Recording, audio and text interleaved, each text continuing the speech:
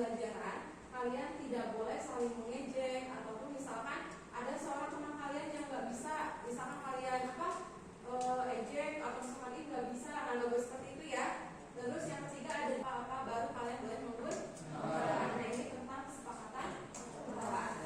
Bisa dipahami? Bisa.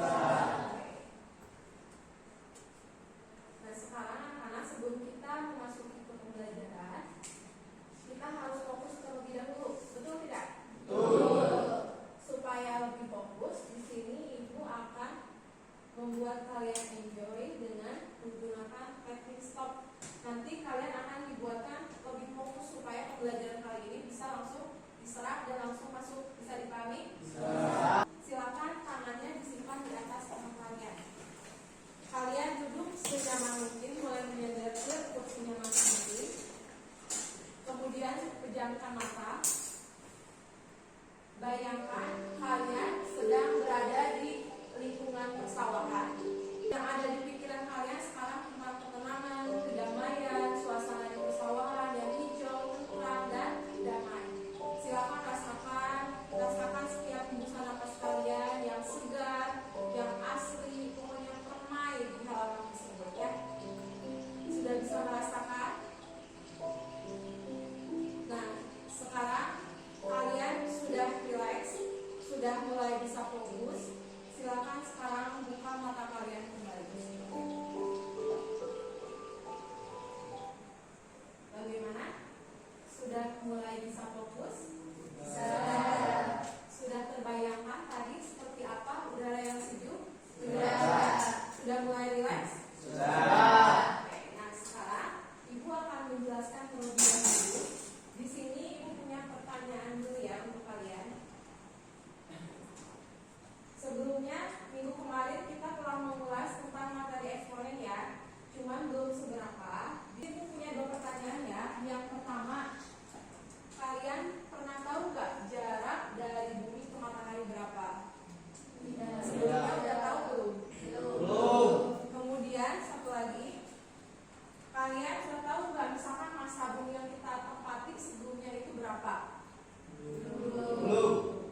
Nah di sini kalian bisa lihat ya, di sini ibu sudah menuliskan untuk jarak ataupun massa. Di sini untuk jarak matahari ke bumi kurang lebih 150 juta kilometer, dan penulisannya itu bisa diperingkas menjadi kurang lebih 15 kali 10 pangkat 7 kilometer. Nah di sini kita sudah menggunakan konsep eksponen atau bilangan yang tadinya penulisannya panjang bisa ditulis menjadi 15. Selanjutnya untuk massa bumi. Nah di situ banyak sekali angkanya ya. Bisa dibaca berapa nggak? Enggak ya, terlalu banyak. Tapi kalau kita menggunakan eksponen, nah bisa diperingkas menjadi 5 kali 9 7 42 kali 10 pangkat 24 kilogram. Gram ya. Ya itu kan kalian gram ya. Karena ini massa itu berarti berat. Bisa dipahami? Bisa. Oke anak-anak, nah sekarang capaian pembelajaran yang akan kita capai di sini.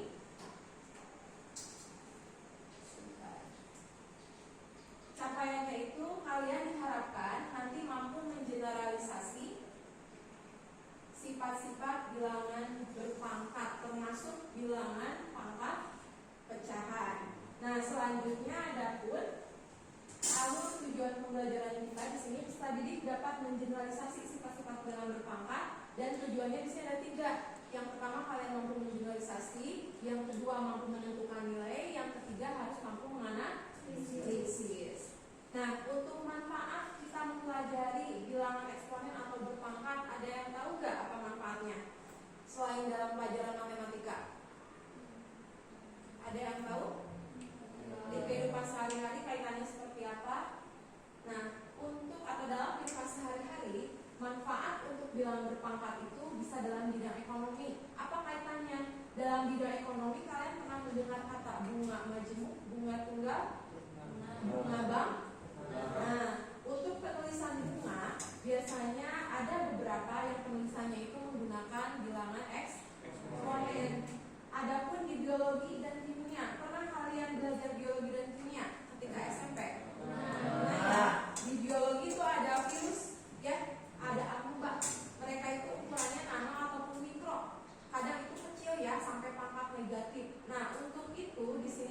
bisa menggunakan pembilangan atau notasi ilmiah yang menggunakan konsep bilangan berpangkat. Kimia juga sama ya, itu mengenai senyawa, dan fisika juga sama, itu mengenai atom. Penulisannya bisa menggunakan eksponen. Bisa dipahami semuanya? Bisa. Nah, sekarang di sini Ibu akan menggunakan model pembelajaran discovery learning. Apa itu discovery learning? Ada 5 tahapan. Yang pertama stimulation, yang kedua data processing, yang ketiga yang kedua data collecting, yang ketiga data processing, yang ketiga generalization, yang verification, yang terakhir baru generalization. Nah, baik, sekarang kita akan masuk dulu ke materi ya. Silakan nanti kalian perhatikan baik-baik materi yang Ibu akan jelaskan. Sekarang kita akan belajar mengenai sifat-sifat eksponen, karena kemarin untuk penjelasan mengenai konsep ataupun tentang definisi sudah kita jelaskan minggu yang lalu ya. Sekarang kita masuk ke sifat-sifat eksponen. Untuk sifat-sifat eksponen, yang pertama itu ada perkalian eksponen. Perkalian eksponen bisa dilihat rumusnya itu di situ ada A pangkat M dikali A pangkat N. Nah, karena ini perkalian, kalian secara ringkasnya tinggal menjumlahkan saja itu pangkat ya. Kalian punya patokan, misalkan perkalian eksponen itu berarti pangkatnya tinggal dijumlah. Untuk contoh sudah jelas ya, di sini ada 10 pangkat 3 kali 10 pangkat 4, pangkatnya tinggal dijumlah. Jadi 10 pangkat 7. Selanjutnya yang kedua, kalau ada perkalian pasti ada pembagian. Untuk pembagian ini kebalikan, kalau perkalian ditambah, kalau pembagian berarti dikurang, pangkatnya tinggal dikurang. Kita lihat contoh nomor 1, B pangkat 8 dibagi B pangkat 3, pangkatnya tinggal dikurang saja, 8 kurangi 3 berarti B pangkat 5. Terakhir ya, perhatikan sifat untuk bilangan berpangkat pecahan. Untuk bilangan berpangkat pecahan, misalkan akar 9. Akar itu bisa dituliskan pangkatnya setengah ya. Bisa di situ udah ada 9 pangkat setengah itu sama dengan akar 9. Di situ sudah ada disimpulkan ya. Akar pangkat N dari A berarti itu hasilnya A pangkat 1/N. Nah, kita lihat yang ini ya, yang bentuk ini. Akar dari 2 pangkat 6, akarnya 3 itu bisa ditulis jadi 2 pangkat 6 dibagi 3. 6 bisa dibagi 3, berapa? 2. Berarti 2 pangkat 2 berapa? 4.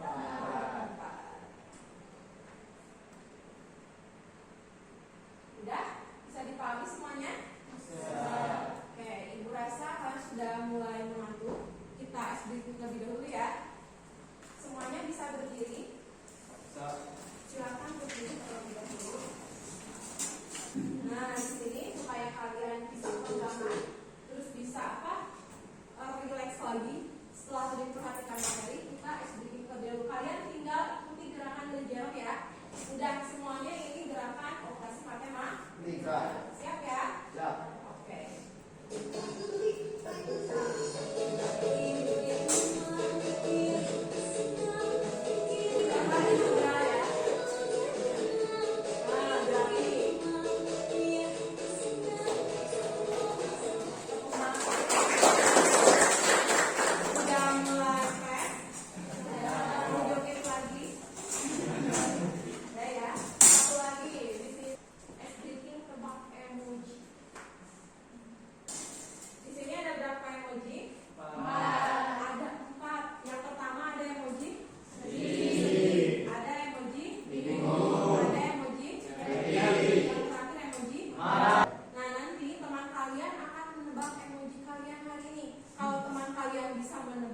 Berarti kalian kedekatannya sudah sangat dekat.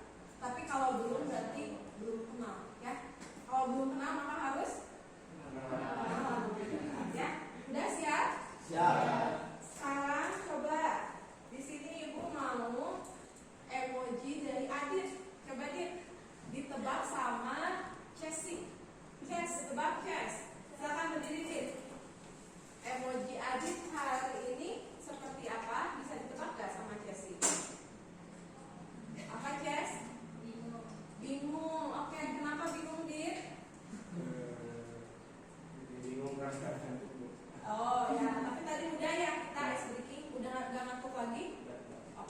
bisa ditebak oleh Casey. Sekarang Ibu mau emoji dari Nurani. Coba Nurani ditebak sama Sadam. Sadam silakan tebak emoji dari Nurani. Apa emojinya? Happy. Oke. Nah, karena semua sudah tertebak, berarti kalian di dalam kelas ini saling mengenal. Sebagai teman yang baik, rekan yang baik, kalian harus membantu. Kalau misalkan teman kalian tidak ingin bercerita, kalian cukup memotivasi, ya. Seperti itu bisa dipahami. Nah, ini termasuk pembelajaran sosial emosional. Ya, anak-anak. Nah, sekarang kan kita sudah duduk berkelompok ya. Sudah bersama kelompok yang kemarin kan? Sekarang kita akan mengerjakan pelatihan soal atau suatu pemecahan masalah dalam KKPD. Kalian nanti tinggal berdiskusi, tinggal nanti dibaca dulu ya sebelum mengerjakan. Ada petunjuk dulu. Di sini ada kelompok sesi ada. Silakan, ini kelompok sesi. Soalnya ini berdasarkan hasil tes kemarin ya. Itu kan mengelompokkan 3 kelompok. Untuk kelompok sesi ada kelompok Cynthia. Nah mungkin soalnya ada yang berbeda karena itu tergantung kemarin hasil tes. Tapi semuanya sama tentang eksponen atau bilangan berangkat. Oke, ini untuk kelompok Nurani. Ada Nurani? Adilah, kelompok Adilah dan kelompok Cynthia. Silakan kalian bekerja kelompok, berdiskusi ya. Silakan dipahami petunjuk pengerjaan soalnya terlebih dahulu. Apabila nanti ada yang kurang dipahami, nanti silakan ditanyakan ke Ibu. Semua anggota harus berpartisipasi ya dalam mengerjakan soal. Jangan sampai yang mengerjakannya hanya 1 orang. Itu namanya bukan bekerja kelompok ya. Silakan.